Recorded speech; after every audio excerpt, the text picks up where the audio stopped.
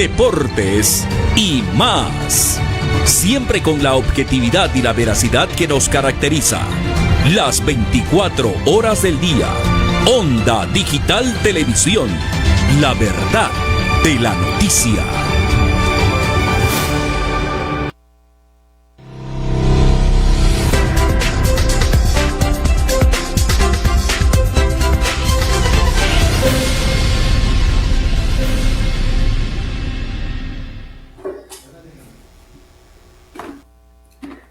Y ahora, ¿quién podrá defendernos? Muy buenas noches, ¿cómo está Joe García, el gran fundador, CEO, gerente, administrador y todo lo que quieran de este gran canal llamado Onda Digital Televisión? Estamos aquí en Visión 360. Alcántara lleva tilde en la A. Ya empezamos a expropiar ya. Ahora estás expropiando mi nombre, mi querido Joe García. Bueno, un poquito de humor en medio de un contexto bastante complejo. Realmente ha sido una semana en la que me he hecho una pregunta: ¿juntos o separados por el Perú? Quienes votaban por Fuerza Popular, están con la mafia, están con la corrupción, están con las leyes pro crimen, están con una dictadura, con la toma de poderes, o son los blanquitos, y en fin. O los que votaron por Juntos por el Perú, etnocaceristas, izquierdistas radicales, socialistas, comunistas, Movadef, terroristas y etcétera. Y lamentablemente sí, esto en vez de unirnos nos ha desunido. Ha sido muy difícil ponerse en una posición porque son dos propuestas que para muchos tal vez no son las mejores, tal vez es elegir el mal menor, y vuelvo a reiterar, emulando a mi superhéroe favorito. Y ahora, ¿quién podrá defendernos? Justamente el día de hoy vamos a conversar un poquito al respecto. Tenemos dos invitados muy especiales, expertos en el campo del análisis político, y en primera instancia pues también quiero dar la bienvenida, no sé si está por ahí, a una periodista y que está haciendo justamente todo el análisis de las elecciones de este año 2026, y está por ahí, me comenta mi querido productor, la señorita Claudia Cisneros. Caramba, qué honor. Muy buenas noches, bienvenida al programa Onda Digital Televisión, a Visión 360, Henry Alcántara, su servidor. Gracias, Henry, buenas noches a ti y a todos tus seguidores de Visión 360 y de este medio de comunicación tan importante. Iniciamos con una pregunta clave. Estamos 50.112 para Roberto Sánchez y 49.888 para Keiko Fujimori. Estamos al 96.567% del total de actas, y ahora se ha generado una sensación de que se puede voltear la torta. Supuestamente la OMPE nunca se ha equivocado en su conteo rápido, pero hoy en día hay una sensación de incertidumbre y no se sabe qué va a pasar. ¿Cuál es tu posición frente a esta situación, Claudia? ¿Y crees tú que es posible que se pueda voltear la torta? A ver, primero comentarte que no es estrictamente de OMPE el conteo rápido en el que se basa la proyección de quién gana, sino de Ipsos Apoyo. Ipsos Apoyo es una encuestadora bastante antigua en el Perú. De hecho, nos podemos remontar hasta el año 2000, quizás hasta más atrás, pero que yo recuerda del año 2000. Y el tema con el conteo rápido de Ipsos es que nunca se ha equivocado o ha fallado más de una centésima o una milésima. Entonces, cuando el día domingo el señor Alfredo Torres da el conteo rápido, que quizás no todo el mundo lo sepa, pero el conteo rápido es diferente al boca de urna. El boca de urna es preguntarle a la gente que está saliendo de votar: hey, ¿por quién votaste? Y entonces ese tiene un mayor margen de error porque, claro, la gente puede mentir o puede esconder un voto, etcétera. Pero el conteo rápido sí se hace con las actas verídicas, ¿no? De mesas puntuales donde estas encuestadoras que tienen mucho dinero mandan o tienen gente en cada una de estas mesas y hacen su conteo acorde a las votaciones de esas mesas, y es así como hacen esa proyección. Y como digo, esa proyección no ha fallado nunca, salvo por unas milésimas o centésimas, pero siempre ha dado al ganador correctamente o ganador. Bueno, ganador en realidad. Entonces, ¿qué pasa? Ese conteo rápido que el domingo dio Ipsos y que estuvo en todos los medios de comunicación, ha sido el motivo por el cual Roberto Sánchez y Juntos por el Perú salió a celebrar, porque digamos en la confianza de los precedentes de ese tipo de conteo rápido que además se había hecho tomando en cuenta el voto extranjero. ¿Qué ha pasado el día lunes? El día lunes por la noche, el señor de Ipsos, Alfredo Torres, salió a, digamos, a desandar lo andado, ¿no? Porque salió a decir que estaban haciendo unos nuevos modelos o que estaban corriendo unos nuevos modelos de proyección y que en esos modelos ganaba en la mayoría Keiko Fujimori. ¿Cuál es el problema con que él haya dicho esto? Uno, que está desdiciendo todo el precedente que tiene Ipsos Apoyo en sus conteos rápidos, que nunca han fallado en el ganador. Y dos, que dijo que no estaba contabilizándose el voto extranjero. Y eso sabemos que es una mentira flagrante porque él mismo, cuando ha presentado el conteo rápido el día domingo, presentan una hoja técnica donde dice que se había hecho el conteo rápido con mesas del Perú, de todo el Perú, más del extranjero. Entonces, esas cosas han llamado mucho la atención porque también hay un antecedente político del señor Torres, que es que en el año 2000, quizás quienes son más jóvenes no lo vivieron, pero nosotros sí lo recordamos muy bien, porque en el año 2000 se hizo un anuncio en televisión, en todos los canales de televisión abierta, sobre el flash electoral que daba como ganador Alejandro Toledo por encima de Alberto Fujimori. Acuérdense que el año 2000 fue además una reelección de Fujimori que era inconstitucional, pero aún así la llevaron a cabo porque ellos tenían todo el poder, ¿no? Entonces dan este flash en el que Mónica de Elta y otros periodistas dicen, ¡hey! Ganó Toledo. Bueno, pasaron no sé cuántos minutos y sale el mismo Alfredo Torres, que era el, digamos, el responsable de los números del flash, a revertirlo y a decir, no, nos hemos equivocado, en realidad ganó Alberto Fujimori. Entonces, digamos, eso ha quedado para la infamia de Ipsos Apoyo y yo creo que le ha costado muchísimos años luego de eso recomponer una imagen, porque todos sabemos ya por todo lo que sucedió que esas elecciones fueron fraudulentas y que al final quien había ganado pues era Alejandro Toledo. Entonces, correcto. A ver, solo para terminar la idea y un poquito que esto se entienda.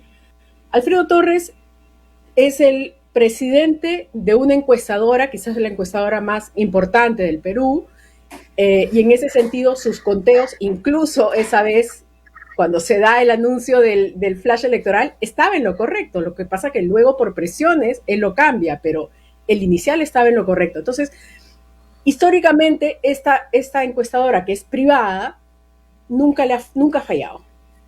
El hecho de que ahora salga Alfredo Torres 24 horas después a decir, no, miren, faltaba el extranjero y ahora otros modelos nos están diciendo que de repente gana Keiko, más el antecedente político que les estamos contando, más los antecedentes del fujimorismo, el mismo Klimper que ha estado involucrado en temas también de manipulación de audios, en las campañas anteriores, etcétera.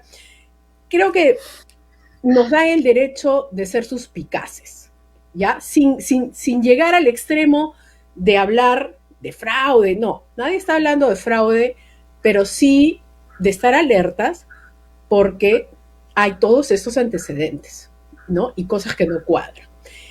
Y finalmente, Ipsos Apoyo es una empresa privada y nosotros podríamos simplemente ignorar y que no nos importe lo que diga Alfredo Torres o Ipsos Apoyo, pero el otro tema delicado que tenemos en el Perú es que no hay una confianza 100% de las instituciones electorales desde que en la primera vuelta se tumbaron a Corbeto de una manera ilegal, no porque no hubieran irregularidades, que las hubo, pero la forma como lo sacaron, sabemos que las instituciones electorales, los entes electorales, es quizás una de las instituciones últimas que le falta por capturar el fujimorismo y a su pacto. Entonces, se volaron a Corbeto, que hace tiempo se lo querían sacar, y han dejado a un señor Pachas, y han dejado al Jurado Nacional de Elecciones a un señor que también pudimos ver cómo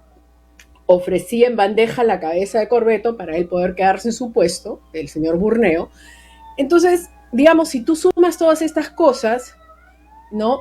Podríamos, como yo decía, ignorar a Ipsos Apoyo, ignorar lo que diga Alfredo Torres, pero no podemos ignorar que también hay una cierta desconfianza o suspicacia, vamos a decir, para con los entes electorales, ¿no? Entonces, yo hice un llamado en la mañana a estar atentos, a estar alertas por todas estas cosas que voy comentando, ¿no? Que creo que como peruanas, peruanos, nos toca mantenernos vigilantes, ¿no? No queremos tampoco asustar ni llamar a fraude, pero sí, o sea, no hay que ser ingenuos, ¿no? Sabemos qué es el fujimorismo, cómo ha actuado desde siempre, incluso los últimos 10 años con Keiko Fujimori, y toda la gente que Keiko está llevando ahora, que mucha de ella es la de su padre, ¿no? Entonces, esa era un poco mi preocupación, ¿no? De que estemos vigilantes mañana supuestamente llegan los votos del extranjero que faltan, porque ahorita estaba chequeando cuando tú hablabas, Henry, vi que el extranjero hasta ahorita al 40%. El 40. Wow, no, 40. Ahora mismo acabo de hacer el refrescar y en extranjero está ya contabilizado el 40.54% de las actas. Faltan muchas que llegan supuestamente a más tardar mañana, pero sí, también faltan muchas actas del interior del país que deben dar. Ahora, tú me preguntas si yo creo que se puede voltear. Mira, si se voltea con las de la ley, pues se voltea y tendremos que enfrentar al fujimorismo como tiene que ser, ¿no? Pero si se voltea, que se voltee con las de la ley, no con trampa. Ese es mi preocupación. Correcto. Claudia, todo lo que me dice me lleva también a unas observaciones. Bueno, en primera instancia, sí, efectivamente el boca de urna es muy subjetivo.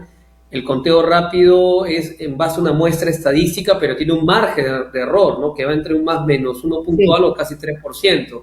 Y después viene ya lo oficial, ¿no? Que es el tema de la OMP, que estamos ya cerca del 96%. Ahora, hay actos observadas, una cantidad inmensa de actos observadas y supuestamente el voto extranjero que está viniendo todavía en avión de forma física. Entonces, esa cantidad de actas observadas más el voto extranjero y el voto rural creo que va a ser determinante para definir finalmente quién va a ganar.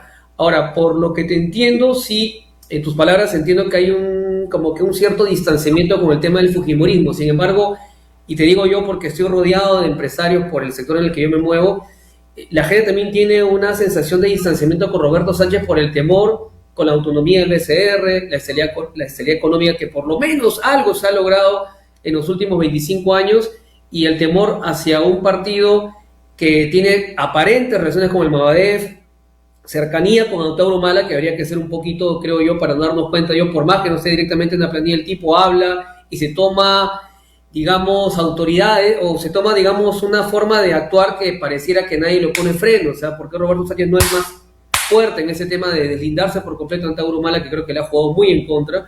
Y aparte también el tema del etnocancerismo y el izquierdismo radical, que particularmente yo como un joven que soy aún, a mí sí me asusta, porque yo no quiero ser Venezuela y ser Cuba. Tal vez estoy siendo muy exagerado, porque, en fin, pero igual creo que en ambos casos, ambos partidos, solamente aquí es elegir el mal menor, o tú tienes una posición diferente con el partido Juntos por el Perú.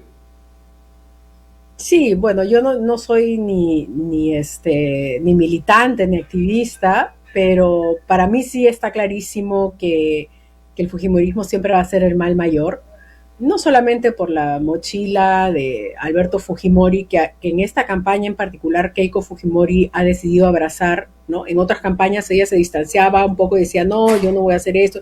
En esta campaña, aparte de su eslogan del orden y tal, ha sido, voy a gobernar como mi padre. Pero también por lo que ella ha hecho en los últimos 10 años, sobre todo los últimos 5 años desde el Congreso.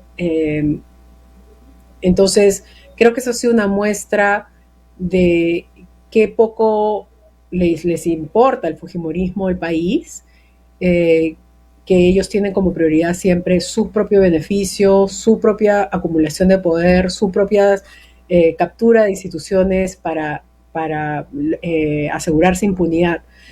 Y sobre lo otro que me dices de Juntos por el Perú, mira, yo he visto varias entrevistas, muchas entrevistas de Roberto Sánchez, de varios de sus voceros, del mismo Antauro Humala, y esa es mi opinión. Lo que a mí me queda clarísimo es que Antauro Humala ha sido utilizado por Juntos por el Perú para la primera vuelta, y también Juntos por el Perú, y también Antauro Humala ha usado Juntos por el Perú, porque en las entrevistas que yo le he visto a Antauro Humala, lo que me queda claro es que él tiene un proyecto político distinto y que él se está apuntando hacia ser presidente probablemente en las próximas elecciones o en otras elecciones. Entonces, mi parecer es que él ha utilizado un poco acompañar a Juntos por el Perú en la primera vuelta para, digamos, reubicarse políticamente, ¿no? Después de haber estado en prisión, después de haber salido, de haber sido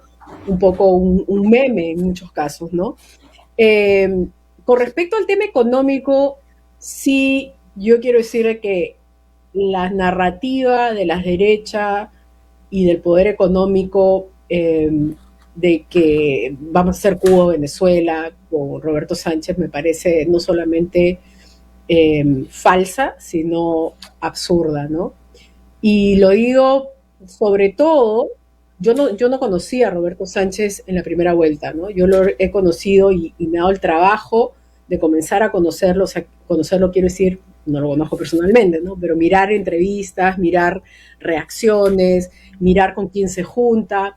Y en esta segunda vuelta yo creo que él entendió perfectamente que necesitaba abrirse y ampliar su base de alianzas, no solamente para una posible victoria, sino también para gobernar, porque está claro que el fujimorismo, con el supersenado que tiene y ya con todas las instituciones capturadas, excepto los entes electorales, tiene un superpoder, como hemos visto en los últimos 5 o 10 años, ¿no? De sacar presidentes, vacar.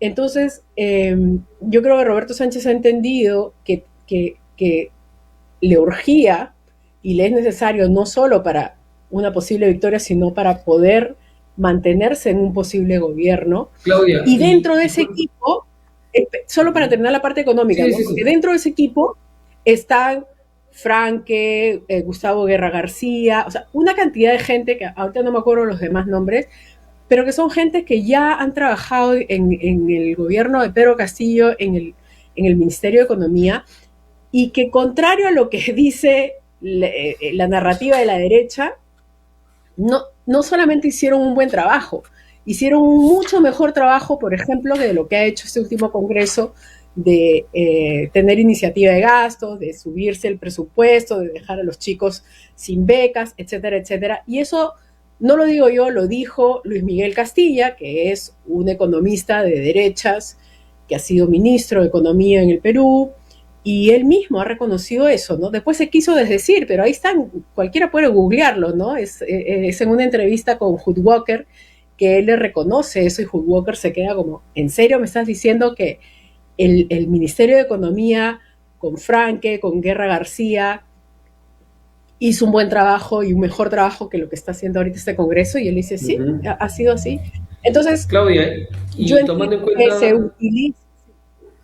Sí, disculpa que te corte, te quería utiliza mucho eso como un cuco, ¿no? Como para asustar al empresario, ¿no? De que viene el comunismo, pero acordémonos que cada campaña hacen lo mismo, ¿no? Con la gente que no es de derecha o de extrema derecha, o sea, como Ollanta Humala nos dijeron lo mismo, les van a quitar las casas, les van a quitar los hijos, y al final Ollanta Humala digamos, en cuanto a programas sociales, se mantuvo como socialista o como, si quieres, de izquierda, pero en términos económicos hay gente que dice se vendió a la derecha, ¿no? O sea, llevó la agenda de la CONFIEP y del poder económico. Entonces, esa es una narrativa, yo creo Sí. que hay que disiparla, ¿no? Porque Bueno, no es cierto. la O sea, narrativa del cosas. miedo, ¿no? La narrativa del miedo podría Claro, decirse, tenemos pero miedo ahora, a otras cosas, ¿no? pero Claudia, tomando en cuenta eso, así en chiquitito, porque quiero hacerte unas preguntitas más antes que nos gane el tiempo, ¿cuál es tu punto de vista respecto al cambio de constitución? ¿Estás de acuerdo o en contra? ¿Cuál? ¿El que hizo el último congreso o el que No, se no, lo que quiere, plantea de lo que revisión? plantea Juntos por el Perú en su plan de gobierno. Ya, claro, sí, sí, o sea, las izquierdas en general vienen planteando una nueva constitución que reemplace la constitución espuria, ¿no? De Alberto Fujimori, que fue una constitución que se hizo después del golpe de Estado, ¿no? Entonces, yo en principio estoy de acuerdo en que se haga. Lo que sí creo es que uno tiene que hacerse en conversación con sociedad civil y con otras fuerzas políticas. Y también creo que lo más probable es que no sea una prioridad para el país porque tenemos ahorita asuntos sumamente urgentes como el tema de seguridad, ¿no? Como el mismo tema económico, porque el constante cambio de gobiernos por culpa del fujimorismo de Keiko ha logrado una inestabilidad dentro de todos los ministerios que quizás no se ve hacia afuera, ¿no? Pero yo conozco gente que trabaja en los ministerios, todo está paralizado porque cambian constantemente de gabinetes, cambian constantemente de presidentes, cambian constantemente de ministros, de viceministros, entonces nadie quiere mover nada, ¿no? Y si lo mueven es para robar, lo peor, ¿no? Porque todos dicen, bueno, ya nos vamos a ir, entonces pin, pin, pin, pin, chapemos lo que podemos. Pero a largo plazo no se está moviendo nada, ¿no? Entonces, yo creo que sí el Perú merece tener una constitución que nazca de un consenso y que represente a un país tan plural y tan diverso como el Perú, pero y creo que eso lo ha dicho también, le he escuchado decir a Sánchez, ¿no? De que no lo ha dicho con estas mismas palabras, pero yo lo sobreentendí así, ¿no? De que no es una prioridad, sí obviamente está dentro de su plan y quisieran hacerlo, pero que eso tiene que ser, pues, una cosa consensuada, ¿no? Respeto todo lo que dices, Claudia, es más son por tu tremenda trayectoria como periodista. Sin embargo, te voy a decir por qué a mí Roberto Sánchez no me terminó de convencer. Primero que nada, Claro. porque una persona que cambia su plan de gobierno faltando 6 días o la hoja de ruta en ese caso, cuando yo he leído todo su plan, lo tengo acá, y de hecho te voy a leer algo que él escribe aquí en su plan, algo que a mí me dice no, aquí no va. Y es cuando él enaltece a los gobiernos de Venezuela y Cuba y los ve como un modelo a seguir. Y al leer eso digo, uy, un tipo que está pensando que Venezuela y Cuba son una panacea, me parece que no está en sus 5 sentidos.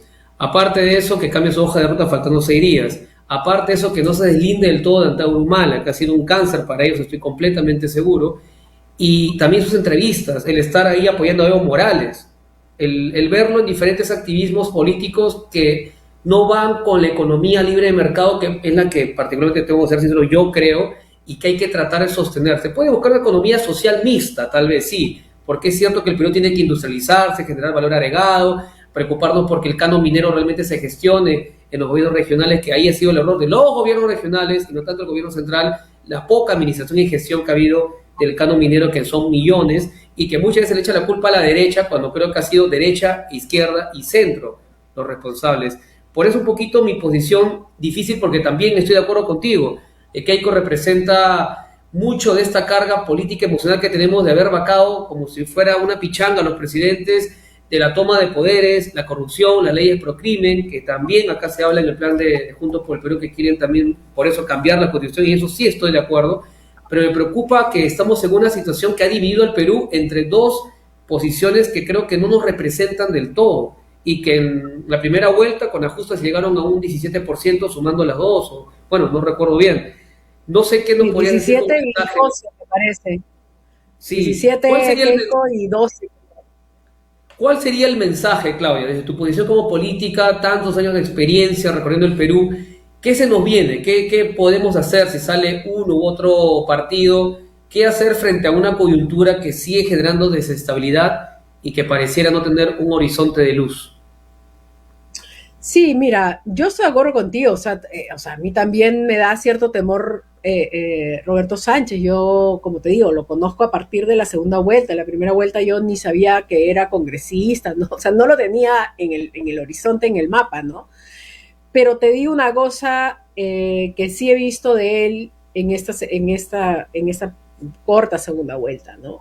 Es un tipo pragmático, estratégico, inteligente políticamente y sabe, como lo sabes tú, lo sé yo y lo sabe cualquiera que sigue la política peruana actualmente, que él solo no va a poder gobernar, que él, por más que quiera su plan de la primera vuelta, no lo va a poder implementar, que la única razón, si es que gana, de que gane, va a ser porque se abrió a esta gente más de centro, más conocidos democráticamente, en el plano económico sobre todo, pero también en el plano político.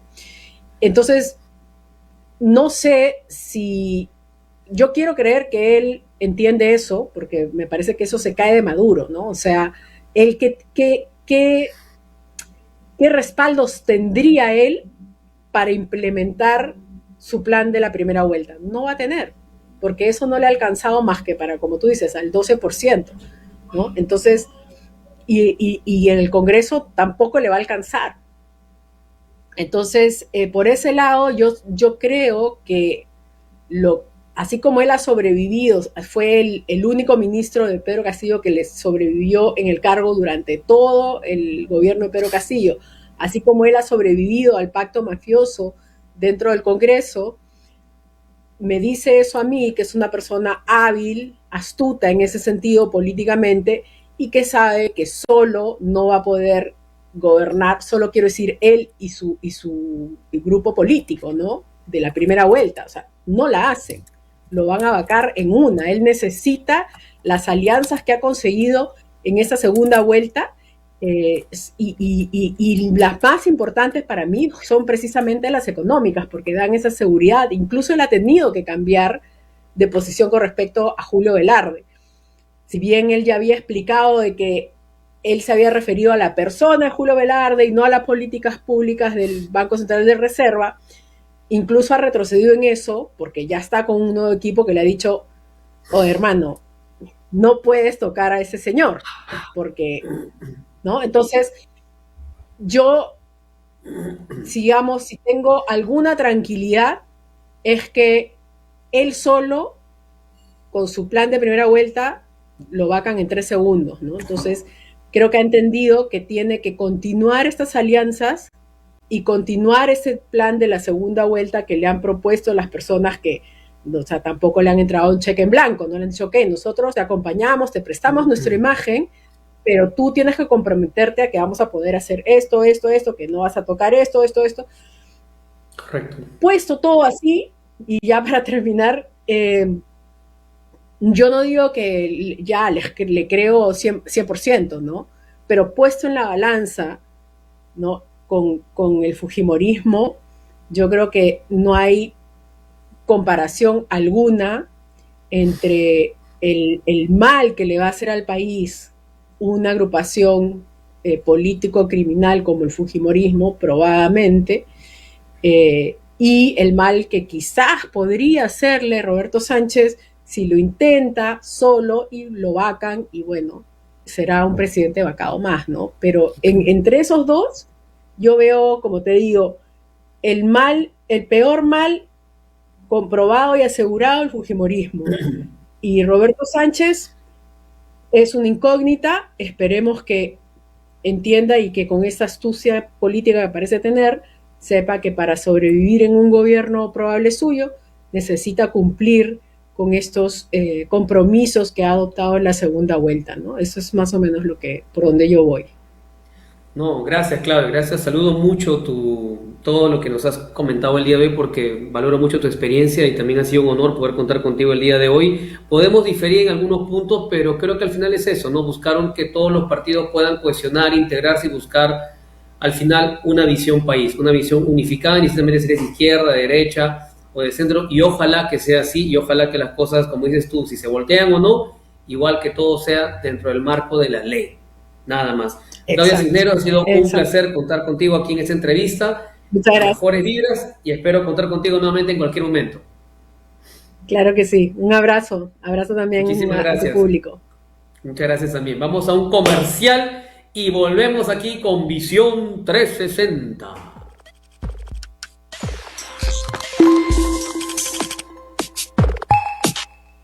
Bienvenidos a TV360, la app de TV gratis para todos.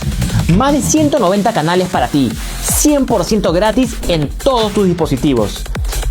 Y prepárate, porque la fiesta del fútbol la vives por América en TV360, totalmente gratis. No te pierdas la emoción. Mira desde cualquier lugar del Perú con megas ilimitados. TV360, la app de TV gratis para todos. ¿Qué tal amigos y amigas? Soy Glatzer Tuesta, director y conductor del programa No hay Derecho de IDL Radio, y quiero contarles que usted nos puede ver aquí, en Onda Digital TV, en todas sus señales de cable a nivel nacional, de lunes a viernes, de 7 a 9 de la mañana. Aquí los esperamos. Que mañana volveré al partir un beso y una Radio Onda Digital, revive tus recuerdos. Hola, ¿qué tal? Soy Marcela Inostroza, escritora bestseller, y este y todos los jueves estaré conduciendo un programa de entrevistas a escritores, autores, editores y artistas que quieren contarnos sus historias a través de un libro. ¿Cómo? Escribir tu libro. Así es, te daremos las técnicas, herramientas para que tú también logres concretar tus sueños y escribir tu obra. Este jueves de 5 a 6 p.m. por Onda Digital Televisión.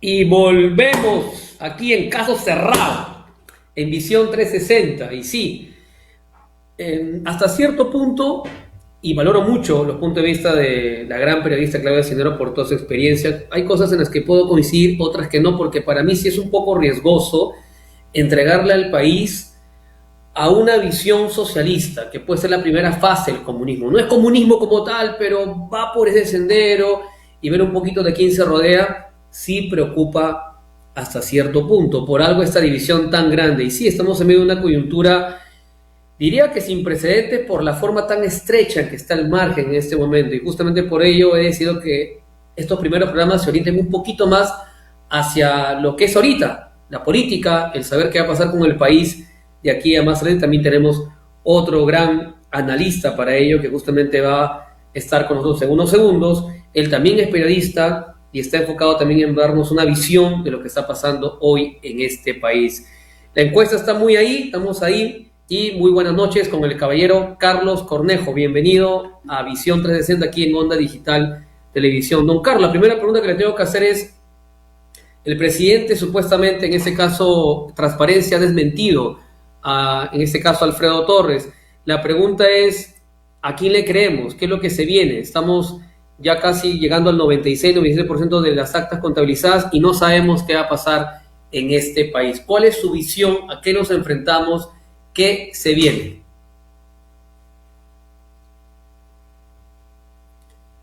Don Carlos, su audio, no sé si su audio está activo o es el mío. A ver, mi querido Joe, ¿me ayudas? Acá está. Sí, no, culpa mía, perfecto. perdón. Lo tenía apagado. ¿Qué tal, Henry? Muchas gracias. Gracias por la invitación y por la posibilidad de poder conversar contigo. Gracias por esto. Mira,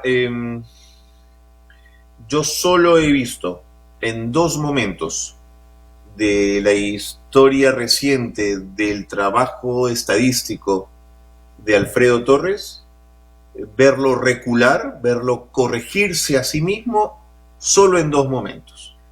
En el fraude probado del año 2000, cuando tuvo que salir a explicar y a rectificar y a contarnos que algo había sucedido, y ahora.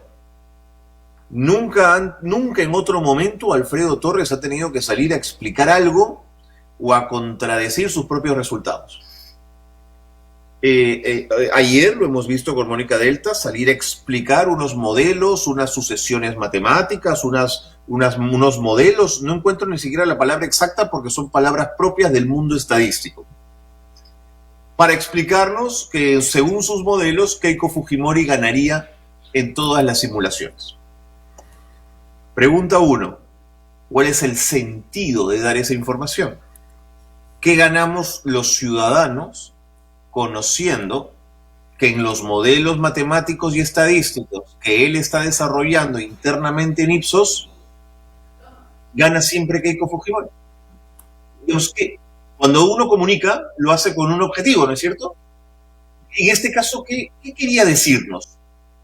¿Está preparando el camino para algo? ¿Está cuidando el nombre de su empresa frente a la posibilidad que su conteo rápido haya fracasado?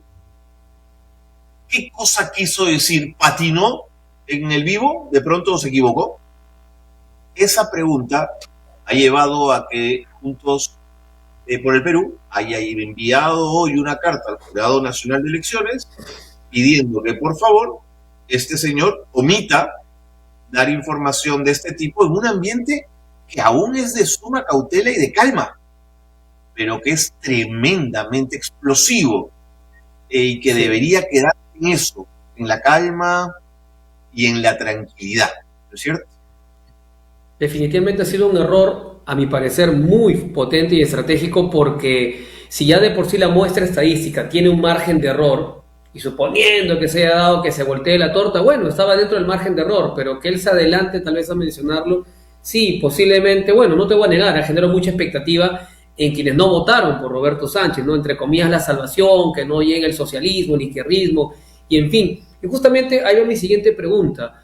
¿Cuál es tu posición? Porque estamos entre dos males, a mi criterio, con todo respeto por la opción por la que tú hayas votado, pero yo siento que estamos entre dos partidos políticos que ni de cerca han tenido la cercanía del pueblo, porque no han llegado ni al 15% cada uno, y 7%, y eso.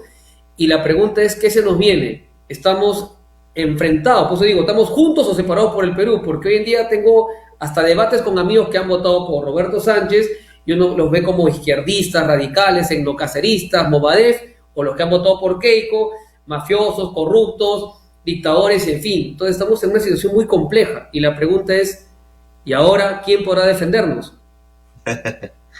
Mira, yo siempre he entendido que en democracia lo que corresponde es la distribución del poder. Los electores hemos ido a votar y hemos dicho, queremos que el poder, al menos en el legislativo, esté distribuido. No le hemos dado mayoría a nadie. Es más, las dos fuerzas que están en la segunda vuelta solo concentran el 20% de los votos. El 80% de los peruanos casi no queremos a ninguna de estas dos fuerzas políticas. Ellas dos tendrán que hacer enormes esfuerzos, aquella que llegue al poder, para volver a conquistarnos y decirnos, quiero ganarme tu confianza. A partir de aquí, yo te diría, Henry, que prefiero que llegue al poder alguien que no lo concentre tanto, que sea capaz de no tener tanto control sobre las instituciones, que sea más frágil en ese control de las Fuerzas Armadas y de las instituciones políticas, porque significará que no se quedará tantos años, porque significará que su capacidad para hacer daño y violentar a terceros e imponer condiciones y tomar instituciones le va a costar más. Mi sensación es que el más débil en el poder es más controlable. Y siempre he creído que... Sí. Te voy a plantear una pregunta, disculpa que te corte, voy a plantear una pregunta bien filosófica que la tuve con un amigo hace una semana, te la traslado porque me hizo pensar. Me dijo, Henry, Dime. ¿tú crees que hubiera sido posible que el Perú se estabilice si es que Fujimori no hacía el golpe de Estado, no tomaba el Congreso y tenía todos los poderes de alguna manera alineados a su favor para sacarnos de la hiperinflación, enfrentar el terrorismo y estabilizar un país? porque él tenía todo en contra. Supuestamente antes del 92 tenía todo en contra, pero si él no hacía eso, él no había podido tener una gobernabilidad. Me hizo pensar, porque dije, bueno, todos sabemos que fue un golpe de Estado, pero también sabemos que durante los primeros 5 años de gobierno de Fujimori se lograron indicadores macroeconómicos muy importantes, más aún del knockout a un terrorismo que lamentablemente ahora se ha convertido en narcoterrorismo. Entonces, la pregunta es, ¿se puede gobernar teniendo en contra a otros partidos donde el ego y el poder es más importante que el país? ¿Hasta qué punto la democracia permite una gobernabilidad? He ahí mi pregunta filosófica que te la dejo ahí, mi estimado Carlos. ¿Qué piensas tú? Te agradezco, Henry, la pregunta.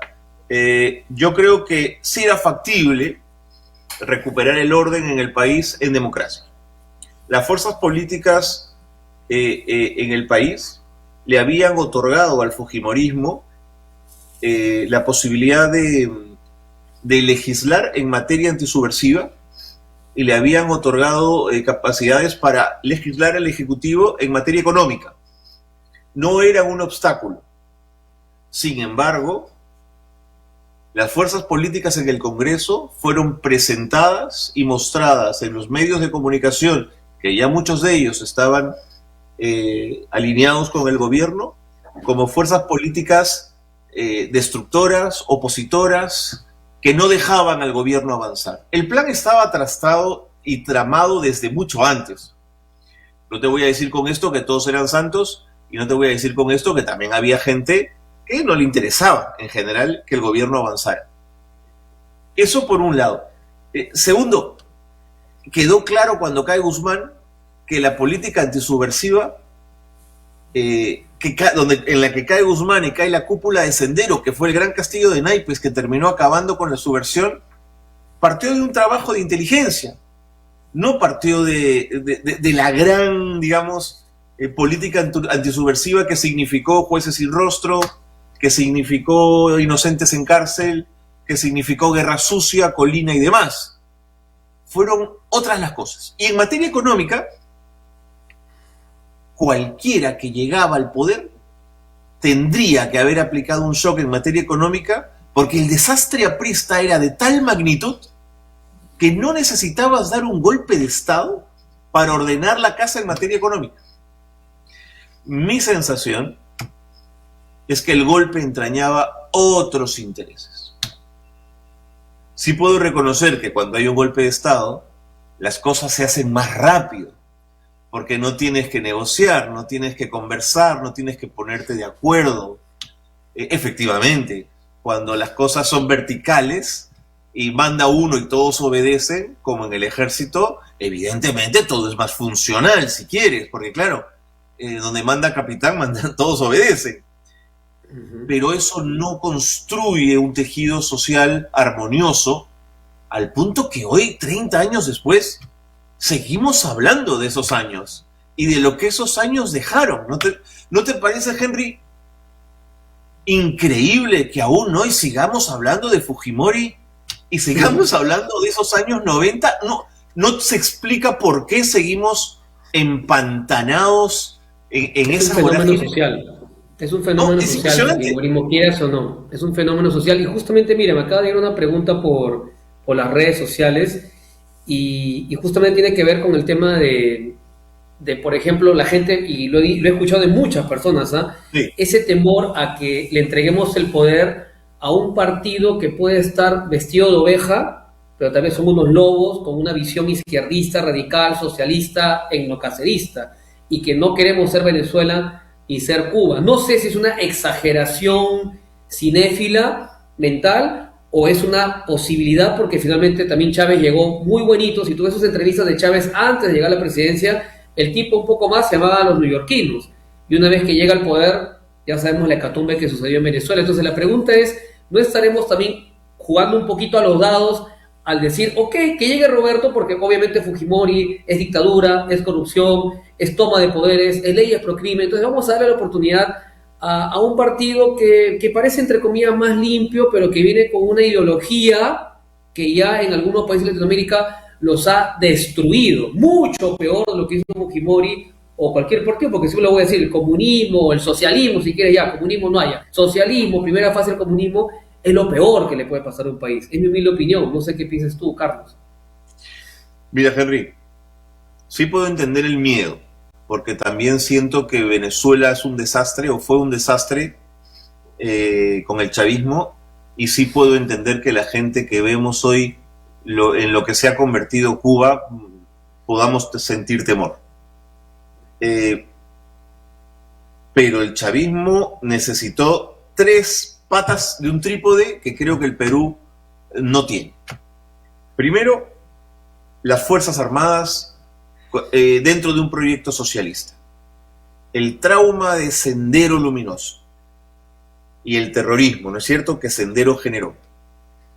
Marcaron tanto a nuestro país y a nuestras Fuerzas Armadas que es impensable imaginar a la Marina de Guerra del Perú, al Ejército del Perú y a la Fuerza Aérea embarcándose en un proyecto socialista.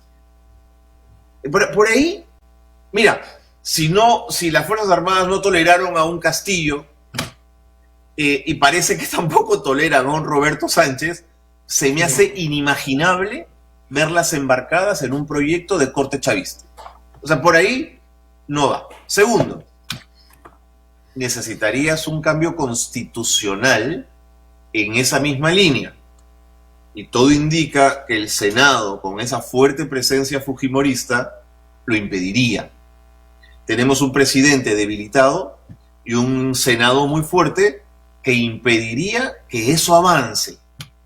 Y tercero, algo que tenía Chávez es que era un caudillo que movía enormes cantidades de gente en las calles, que activaban en los barrios, que activaban en los pueblos, que activaban en las zonas rurales. Había una suerte de contagio, de una suerte de revolución en marcha. Roberto Sánchez, yo creo que con todo el entusiasmo que tiene, no mueve ni a 2 manzanas. Entonces, todo ese aparataje para hacer eso, para hacer ese chavismo en el Perú, me parece impensable.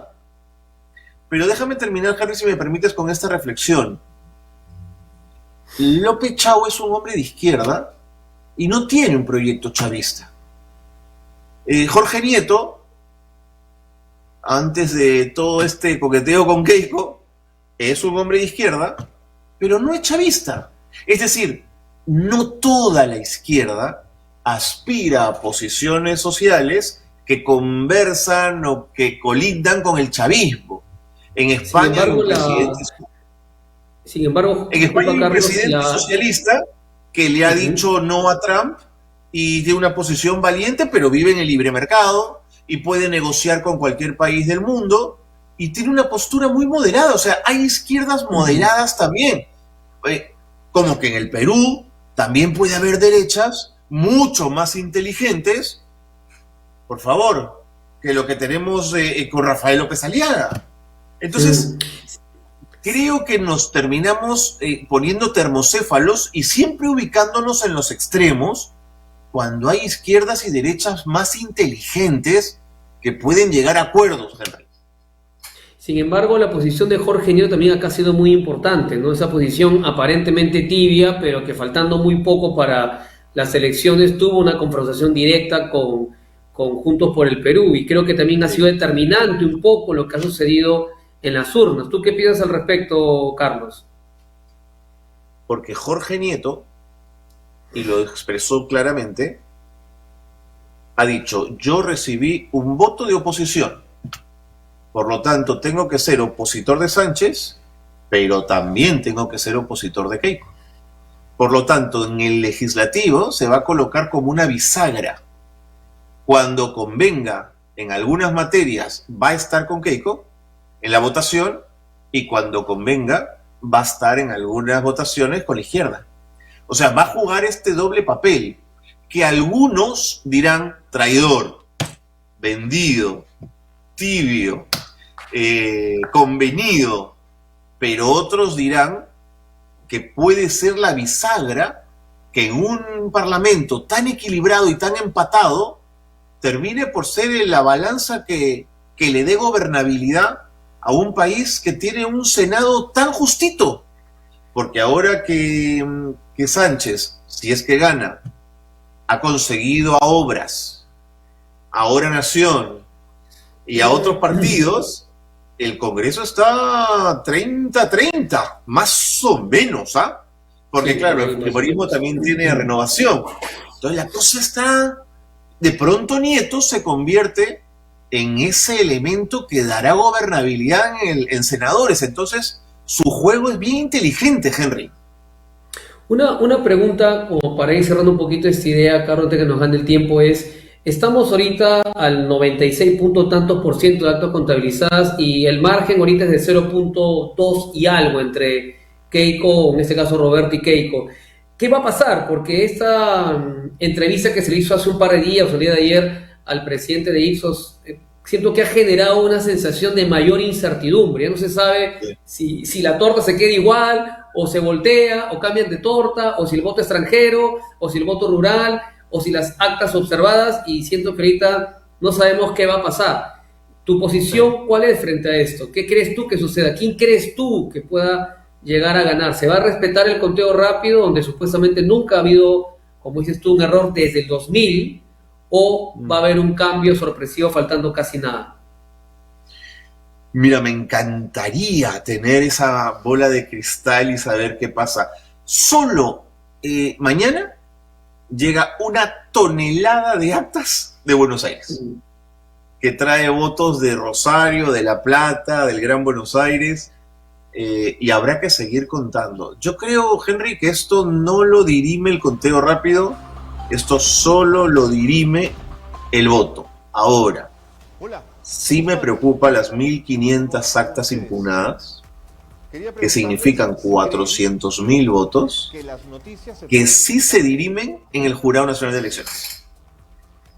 Porque sí creo que si este es un Jurado Nacional de Elecciones con presiones, con el impresentable de Bernie Navarro dando la lata y presionando en uno y en otro sentido, si el Jurado Nacional de Elecciones se deja presionar y no garantiza su autonomía, creo que se pierde la posibilidad de tener elecciones libres.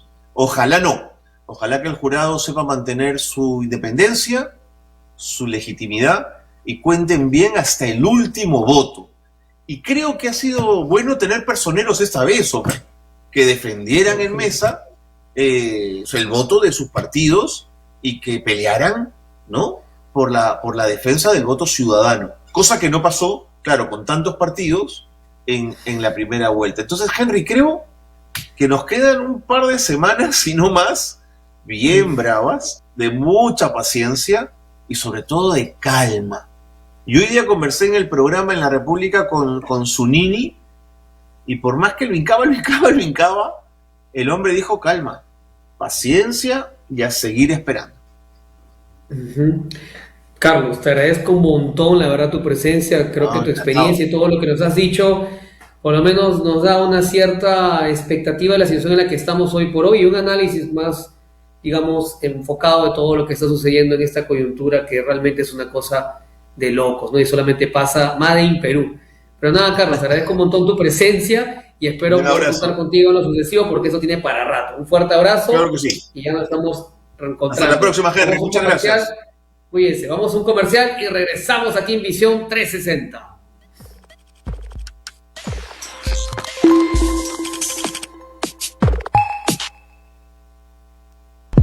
En Onda Digital Televisión tenemos para ti toda la información nacional e internacional, las 24 horas del día. Onda Digital Televisión, la verdad de la noticia.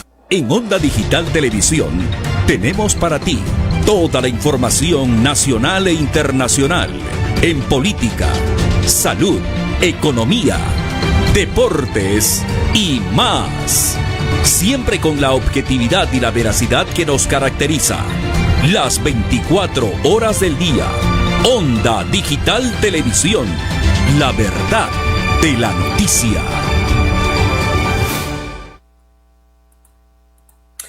Bueno, ha sido una entrevista o han sido dos entrevistas muy interesantes, respetando la trayectoria, claro está, de tanto de Claudio Cisnero como de Carlos Cornejo, ambos periodistas con mucho recorrido. Podría haber debatido en algunos puntos porque entiendo que ellos prefieren la apuesta de Juntos por el Perú que la de Fuerza Popular. Yo también estoy de acuerdo con ellos en gran parte de lo que dicen, pero sí no voy a negar que me preocupa mucho lo que pueda suceder entregándole un gobierno a un partido que, aunque no va a tener mayoría, aunque sí aparentemente es más fácil de vacar, si cabe el término, suena un poquito radical, pero es así, igual su visión, su poca gestión, quienes lo rodean, sus alianzas raras con el Movadef, con el etnocacerismo, con el humanismo, sí, pues, ¿no? Genera estar en una situación en la que no sabes para dónde ir. Yo lo único que tendría que decir es que hoy me levanté y mientras tomaba desayuno y almorzaba, veía noticias de autobuses siendo baleados, pasajeros expuestos, sicariato, delincuencia, y decía, Dios mío, ¿hasta cuándo? ¿Cuándo habrá acá un plan Bukele? ¿Cuándo se generan políticas? De verdad, ahí sí me gustaría que sean radicales para combatir esta lacra, para combatir a personas que ya han perdido los escrúpulos y que se está llegando a que la vida no valga nada, que valga menos que un celular, y que hoy en día tú no viajes tranquilo, ya ni siquiera, incluso si ya no eres parte de la empresa que están extorsionando, hasta los pasajeros están expuestos a recibir una bala, porque lamentablemente el Perú está sitiado por el sicariato, un sicariato extranjero en muchos casos y también nacional. Y eso es lo que más me preocupa. Por encima de quien gane, ojalá que tenga la capacidad, por Dios santo, ojalá que no entre con resentimiento social a sicariar, ¿no?, el Estado, los ministerios, la riqueza del país, y que entren con una visión 360, con una visión integral de hacer país, de generar una riqueza social, que le llegue al pueblo, pero que gestione obras, infraestructura, que se meta en salud, en educación, y que realmente podamos tener un Perú mejor. Pero empezando por ahorita, por lo más delicado y lo más sensible, que es la seguridad ciudadana. Porque si eso no cambia va a ser muy difícil. Y tal vez el recuerdo que tengo, tal vez de lo, entre comillas, bueno el fujimorismo, es justamente que se enfrentó al terrorismo, donde hubo inteligencia, hubo un servicio de inteligencia, vieron algunas cosas positivas que por lo menos en los siguientes 20 años yo no le he visto. Independientemente de qué partido pueda ganar, y ya con esto voy cerrando, esperamos que realmente la gestión y la confrontación directa contra la delincuencia, el sicariato, el narcoterrorismo sea ya otra, ¿no? No puede ser que tengamos ejemplos de presidentes que están en Centroamérica, en otra parte del mundo, y que sí están asumiendo esto con mayor valor, con mayor, digamos, valentía, y siendo frontales, porque esto de la Comisión de Derechos Humanos es un saludo a la bandera. Aquí hay que enfrentar las cosas de forma radical, pero inteligente, con gestión, y ojalá que alguna de estas dos opciones, si llega al poder, no le tenga la capacidad de dejar a un lado el ego, de juntar a todas las fuerzas políticas, de respetar la inversión privada, de fomentar una economía libre de mercado, pero también social, mixta, y que de alguna manera, tanto privados como públicos, puedan cohesionar y llevar el Perú a un siguiente nivel donde podamos vivir en paz, caminar tranquilos, llegar a nuestra casa sanos y salvos, que podamos vivir con una economía estable, con la mejor moneda del mundo, una de las más estables del planeta Tierra, y que podamos seguir creciendo y que el impacto sea a todas las regiones del Perú y no solamente en Lima o en ciertos sectores de la costa. Ojalá soñar con un Perú así, ¿por qué no en el corto plazo? Un fuerte abrazo a todos ustedes, nos vemos el próximo martes aquí por Onda Digital Televisión a las 10 de la noche en su programa Visión 360 con Henry Alcántara, sin tilde en la A. Ay, mi querido Joe. Un abrazo inmenso, no me expropies el nombre, Joe. Cuídense mucho, nos vemos. Chao, chao.